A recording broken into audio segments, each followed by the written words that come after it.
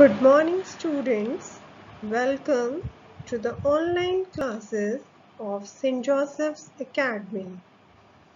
I am Akanksha, your computer teacher. Today, I am going to start Chapter 1, that is Computer Devices, Memory and Storage. In this lesson, we are going to discuss about input devices and output devices, processing devices and storage devices, primary and secondary memory, applications of computers, internal and external memory, and last we will discuss primary and secondary devices. So let's start our chapter with input and output devices. First of all, we should know what is a computer.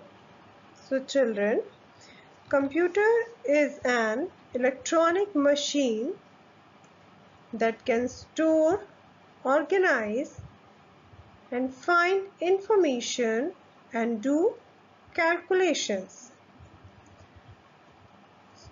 A computer works on data and information that we feed into it. There are various parts in a computer that help it to do a lot of tasks and activities and give us the desired output, or we can say it gives us desired results. And children, there are four main type of devices that make a computer work. So let's discuss about them. So first of all, we are having input devices. Input devices are used to enter data or information into the computer. Some of the commonly used input devices are, first is keyboard.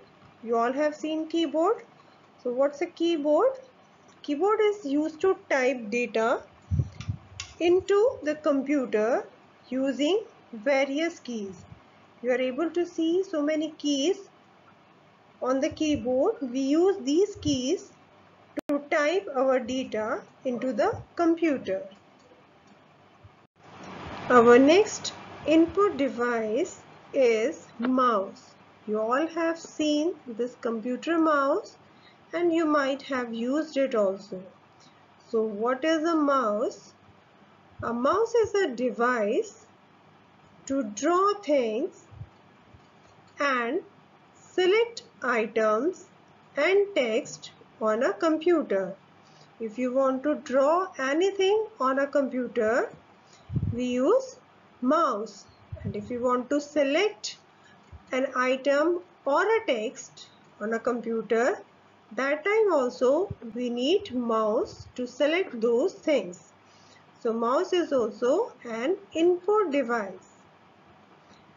Next we are having joystick. You all have seen this joystick and you all have used it, and children, we use it to play games. So joystick is used to play games on a computer.